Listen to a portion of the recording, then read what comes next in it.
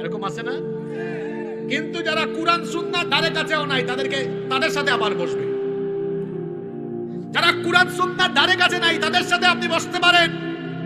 আর যারা কুরআন সুন্নাহর পথেই আছে, হালকা পাতলা কিছু আপনার মধ্যে সাথে তার অমিল আছে, সেখানে আপনি আকীদা খুঁজেন। তো যারা কুরআন হাদিসের বিপরীতে আছে তাদের আকীদা কেমন আকীদা গো? হ্যাঁ, আমার তো বুঝে আসে না। আপনি নবী করিম সাল্লাল্লাহু আলাইহি ওয়াসাল্লামের দাওয়াতের সেই সুস্পষ্ট পথ থেকে বিচ্ছিন্ন হয়ে খেয়ানতের পথ ধরেছেন। একজন আলেম চিনতে না পারলে এটা বড় খারাপ লাগে, দুঃখ লাগে। আলেম না চিনলেও জালেমরা আলেম চিনে।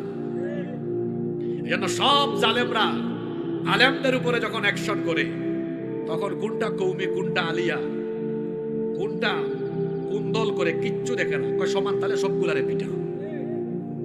ব্যাককলের দল। আমি ভাবছিলাম হাসিনা সব হুজুরদেরকে পিটাইয়া কিছু সুজা করছে, এখন দেখি কিছু হুজুরের তেল এখনো রয়েছে। এটার জন্য হাসিনা আবার দরকার। কথাটা আমি কষ্ট নিয়ে বলেছি। আমি ভাবছিলাম হাসিনা পিটাইয়া সবগুলারে সাইজ করছে, এখন অন্তত সব এক থাকবে। এখনো এক হয় না, এরা আরো কত পিটা খাবে সামনে আল্লাহ ভালো জানে।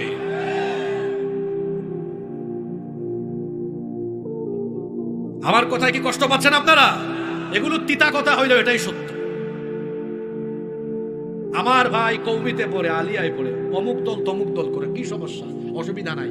100টার মধ্যে 60টা বিষয়ের সাথে মিল আছে, 40টা অমিল, অসুবিধা কি?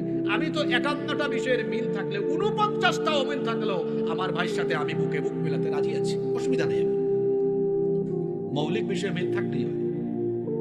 আকীদা ঠিক করে, আকীদা ঠিক করতে যে কি করে জালিমদেরকে মেনে নিবে, কিন্তু আলেমকে মেনে নিবে না।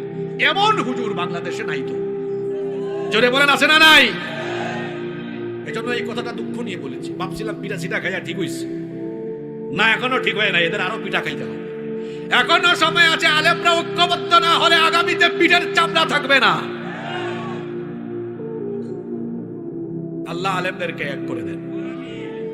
আমি প্রায় 6-7 মাস পরে আজকেই প্রথম শক্ত কথা বলেছি। আমি বাদ দিয়ে দিয়েছিলাম, এগুলো বলতাম না, কারণ আমরা চাই আলেমদের মধ্যে সৌহার্দ্য বাড়ুক, আলেমদের মধ্যে সম্পর্ক বাড়ুক। এক আলেম আরেক আলেমের সাথে দেখা সাক্ষাৎ করুক, কথা বলুক, পাশাপাশি থাকুক, কাছাকাছি থাকুক।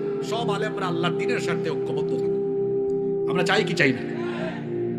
মানুষ এবার আশাই ছিল যে সব আলেমরা এক থাকবে। আলহামদুলিল্লাহ আমরা এক থাকবো ইনশাআল্লাহ।